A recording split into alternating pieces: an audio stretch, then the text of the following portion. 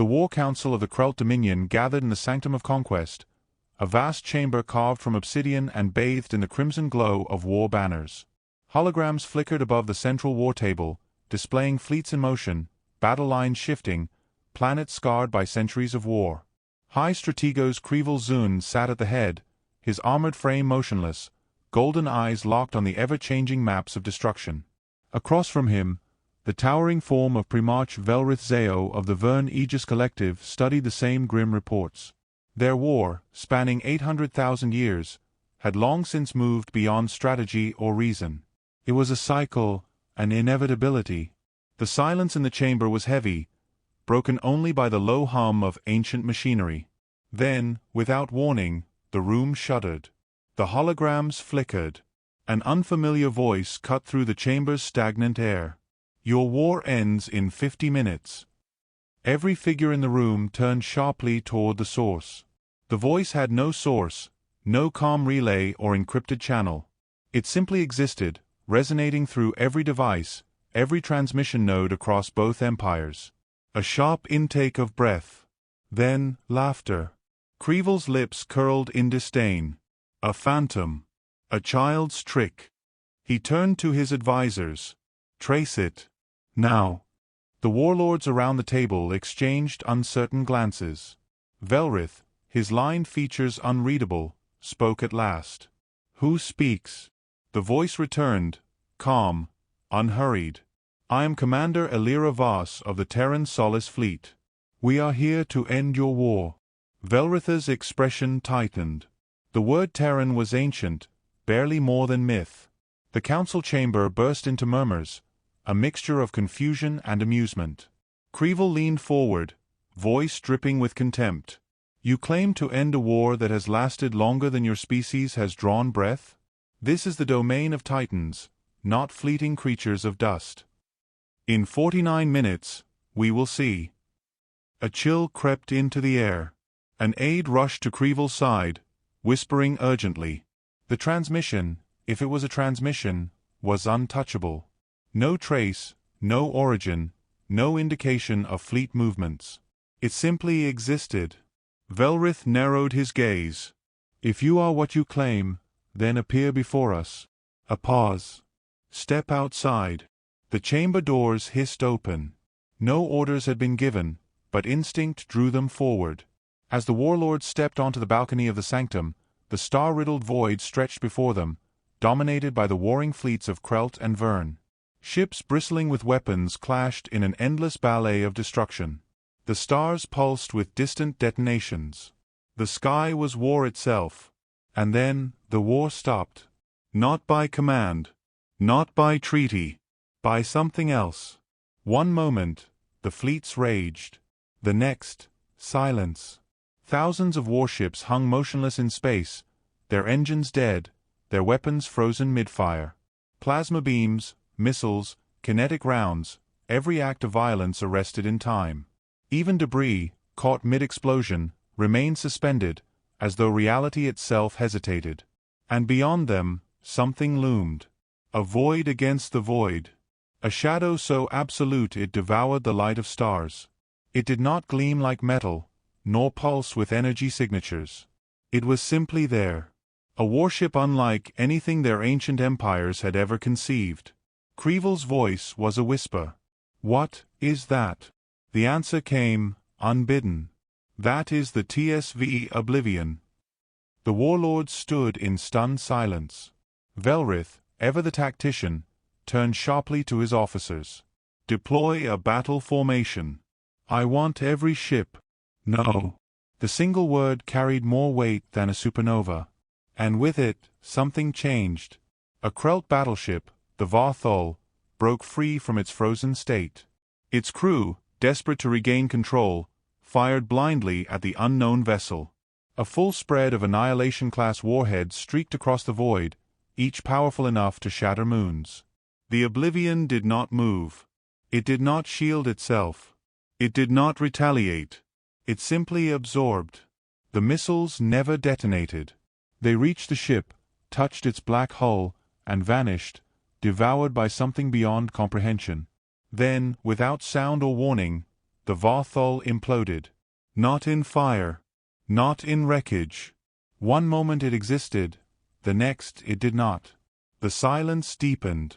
Creeville's hands tightened into fists. What are you? The ones who have seen war and walked beyond it. Velrith exhaled slowly. What do you want? An end. Creeville spat, his pride bleeding into fury. Then you are fools. War is eternal. A pause. Not anymore. The warlords stared into the abyss of the oblivion. The countdown continued. 45 minutes remained. The War Council returned to the sanctum, steps heavier now. No words were exchanged as they re-entered. The silence was no longer dominance, it was fear in disguise. Creeville's expression hardened into something carved from stone. He slammed a fist on the war table. Send every fleet. All of them. If they think they can dictate terms. Velrith raised a hand, stopping him. No. Creeville's head snapped around. Cowardice does not suit you. Velrith's voice was even. Foolishness does not suit me. He turned to his aides. Open a channel.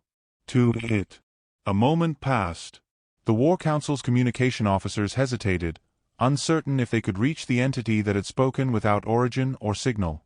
But before they could act, the voice returned, not through speakers, not through waves, but through thought itself. I am listening. Velrith inhaled slowly. You show force. I understand. But why not end us now, if that is your goal? Because survival is still yours to choose. Creeville sneered. I choose to bury you beneath 1,000 fleets. A pause followed. Cold, clinical. Then observe. The chamber dimmed. Outside the balcony, the frozen fleet stirred. But instead of resuming battle, they shifted. Thousands of warships began to rearrange themselves, not by propulsion but by some invisible hand, gliding into new positions with impossible precision. In moments, two vast armadas, locked in stalemate for millennia, aligned into perfect geometric formations, a double helix, stretching across star systems. Gasps echoed through the chamber. Time is fragile. Conflict distorts. Balance repairs. A sudden brightness enveloped the fleets. Then, silence. The formations vanished. Gone. Not destroyed. Not scattered. Simply, erased from reality, as though they had never existed. Velrith clenched the edge of the war table. Where did you send them? Elsewhere. Where war cannot reach. Creeville roared, fury boiling over. This is manipulation. You play at gods. You lack the right. We lack patience. The council chamber trembled as gravity itself warped briefly, a ripple through the floor and walls that made every warlord stumble. The message was clear. This was not negotiation. It was warning. Velrith straightened. Then let us speak. We offer parley. The chamber's center shifted, forming a projection field unbidden. A figure appeared, not a hologram, not an illusion. Commander Elira Voss stood among them. Human. Flesh and bone. Yet impossibly composed, surrounded by nothing but the weight of inevitability. Her uniform bore no insignia beyond a simple symbol, a broken chain. I stand before you not as conqueror, she began, voice calm but without softness. I stand as witness. You have built an empire of ashes. We have built understanding. Creeville's fists trembled. Spare me speeches. You show power. But power is not purpose. Voss's gaze found his and held. Power without purpose is tyranny. Power with purpose is choice. I am offering you choice. Velrith's voice was softer. And if we refuse? She looked at him with a strange, almost mournful expression. Then oblivion follows. Creeville struck the console, triggering the emergency fleet mobilization. Thousands more ships surged from hidden caches, ancient vessels powered up for the first time in centuries. Choice, he spat. I choose defiance. Velrith turned to him. You doom us. The chamber shuddered. Through the balcony, they saw it, Creeville's fleets descending upon the Oblivion, firing every weapon known to their civilizations. Voss did not flinch. She spoke only once more. "Watch carefully." The sky became fire. Bolts of energy capable of rupturing stars converged upon the dark silhouette of the Oblivion. And vanished. Not absorbed this time. Not neutralized. Simply redefined. The energy transformed into cascading ribbons of light, each filament weaving around the fleets without harming them. Then, the impossible. The same energy returned, not as weapons, but as gentle beams of illumination, wrapping each attacking warship in radiant warmth. In seconds, entire vessels disintegrated into harmless dust, scattering like pollen across the void. No explosions. No screams. Only silence. Creeville's breath caught in his throat. Voss spoke, her tone unchanging. "Destruction is easy. Creation is difficult. We are capable of both." Creeville took a step forward, defiance still burning. "You think you frighten me with tricks and illusions?" She met his fury with stillness. "Fear is irrelevant. Understanding is mandatory." Velrith exhaled, shoulders heavy with realization. "You could have ended us already." "I could have," she confirmed. "Instead, I offer time. 40 minutes remain." Creeville turned and stormed from the chamber. His voice echoed down the corridor. "No human decides my fate." Velrith remained, staring at the image of the Oblivion in the sky. "You cannot force peace," he said softly. Voss's expression softened, not with kindness, but with gravity. "You are right. But I can end war." The projection faded. Velrith sat alone at the war table. The countdown continued. 39 minutes left. Velrith sat in silence long after the projection vanished. The war table, once a monument to conquest, felt small. The weight of 800 millennia pressed down on him, heavier than any armor he had worn.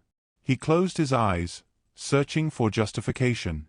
Glory, survival, purpose, all rang hollow in the presence of what now loomed beyond their fleets.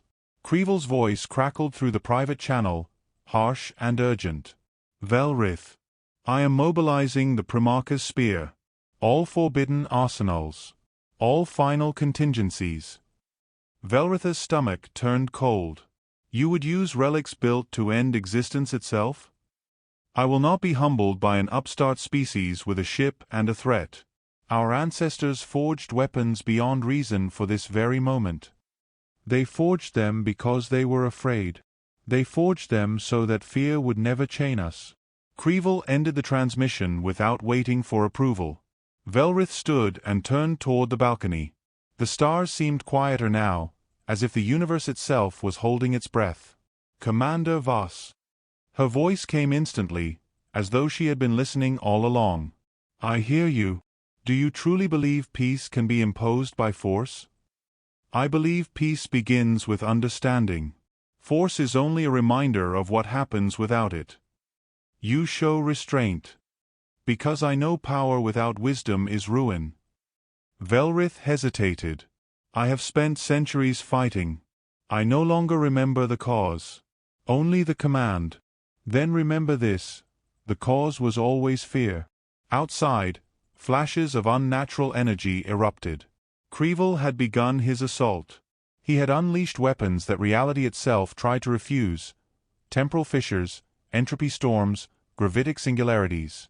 The void warped, trembling under the weight of their madness. The Oblivion did not move. The attacks reached it, and vanished. Not absorbed. Not deflected. Gone. Creeville's fleet continued to pour ancient horrors into that black shape. Beams that tore time apart. Missiles that unmade matter. They met nothingness.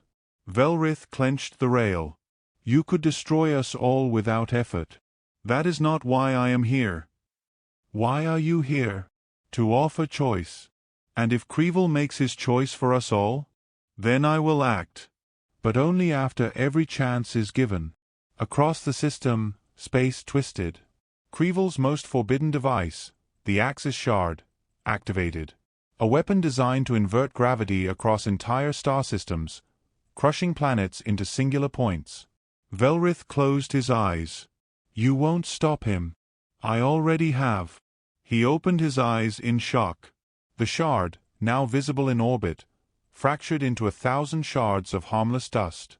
Silent, weightless, meaningless. Voss's voice came, gentler now. War is inertia. I am here to stop it. Velrith lowered his head. What happens after? That is for you to decide. Rebuild, change, or perish later by your own hand. A quiet moment passed. You have 30 minutes, she added softly. If I choose surrender, Creevil will not follow. I will deal with Creevil. Velrith exhaled slowly. The weight lifted slightly. Then hear my words. I will cease. The Verne Aegis Collective will stand down. I will deliver the order myself. Acknowledged. He stepped back from the balcony, issuing the command on private channels. Generals protested. Admirals begged for reconsideration. But they obeyed. Centuries of programming gave way to his single order. Ceasefire. A flicker of hope stirred in him. Then the tremor came. Creevil's final fleet burst into real space, a formation of warships built for one purpose: planetary erasure. Their weapons ignited before they even fully materialized. Velrith's breath caught. He will not stop. Voss answered without hesitation. Neither will I.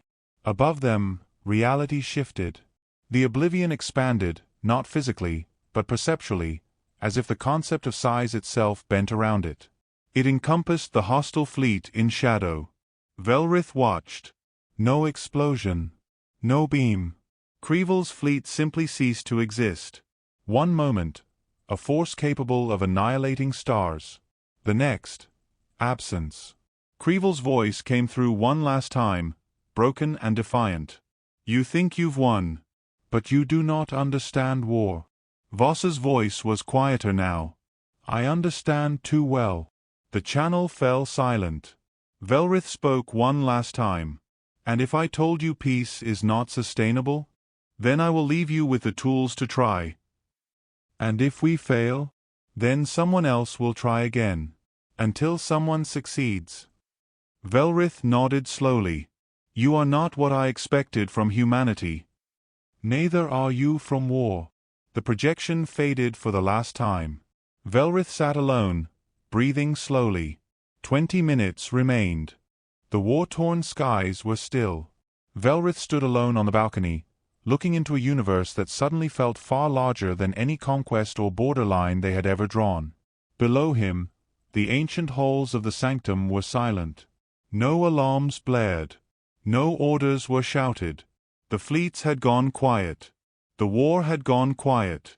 And yet, he knew silence could not last. Status? Velrith asked softly into the private line. His adjutant's voice came back, shaky. The collective has ceased all hostilities. Our fleets stand down. But Creevil's last bastion remains. Of course it did. Creevil would never surrender. He had taken refuge in the vault, the hidden fortress of the Krelt Dominion, buried deep within the black heart of the storm world Vraxos. Untouchable. He will not come to reason, Velrith murmured. He cannot, Voss's voice responded gently. No transmission, simply presence. Velrith lowered his head.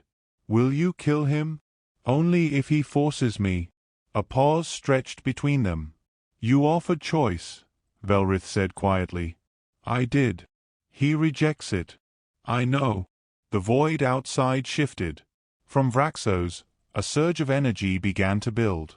Ancient engines woke, mechanisms so old that their creators were dust.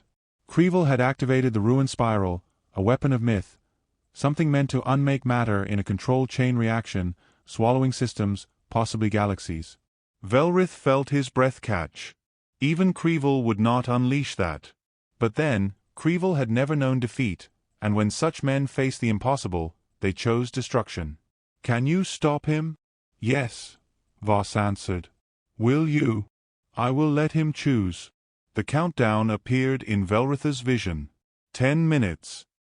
He closed his eyes and remembered battles fought long before he was old enough to command.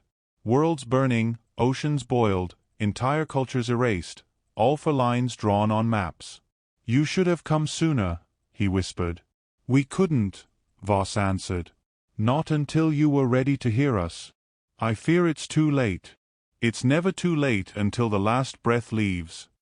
Creeville's transmission cut through the silence, ragged, angry, desperate. "Velrith, you betrayed everything we built." Velrith spoke calmly. "We built graves, Creeville. We built order. We built strength. And now we're alone in the void, with neither. I will not bend the knee to these humans. They're not asking us to kneel. They're asking us to live. Living without conquest is death." Velrith spoke gently, with something between pity and sadness. "Then you are already gone." Creeville's voice fractured. "You will regret this." "I regret many things." The channel went dead. A deep hum vibrated across the void. The ruined spiral's first cycle engaged. A ripple of collapsing matter shimmered from Vraxos's orbit. The world's crust fractured into spirals of molten light. Velrith spoke quietly. "He has chosen." "Yes," Voss answered. The Oblivion moved. For the first time. It crossed space without acceleration, without propulsion, simply existing in a different position. From orbit, it stared down at Vraxos, and the storm world seemed to shudder under its gaze. Creeville's final act began to unfold, a cascade that would spread beyond his control. The spiral of collapse widened. "He cannot stop it now," Velrith murmured. "Neither can we," Voss said softly. The Oblivion's hull shifted, black upon black, folding into impossible geometry. A brilliant sphere of light formed beneath it, compressing energy beyond comprehension. Then Voss spoke, quietly, intimately, her voice in Velrith's thoughts. "Creation is harder than destruction." The sphere descended into Vraxos's atmosphere. It touched the spiraling ruin, and the collapse froze. Particles locked in place, mid-collapse, mid-annihilation. And reversed. The spiral wound back into itself. The fractured crust healed. The world settled. Creeville's final weapon had been undone, not by brute force, but by rewriting reality around it. The countdown ticked to 2 minutes.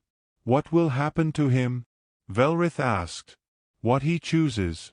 Creeville's fortress cracked open. A single shuttle launched, small and defiant, streaking upward toward the Oblivion. "He's coming," Velrith said. "I know." The shuttle approached the great ship, a speck before infinity. It stopped a kilometer away. No weapons fired. No defenses activated. Creeville's final message broadcast, his voice raw. "I will not surrender." Voss's voice answered one last time. "You do not have to surrender. But you cannot take the galaxy with you. I will not live in a world where war is impossible." "Then you won't." A single point of white light blinked into existence around Creeville's shuttle. And it was gone. Not destroyed. Simply moved beyond reach. Beyond war. The countdown reached 0. The war was over. Velrith sat in silence. For the first time in his life, no orders remained to give. No battles left to fight. No enemies to fear. "What now?" he whispered. "Now," Voss's voice came one last time, warm and human. "You live." The Oblivion vanished from the void, leaving only silence. For the first time in 800,000 years, silence meant peace.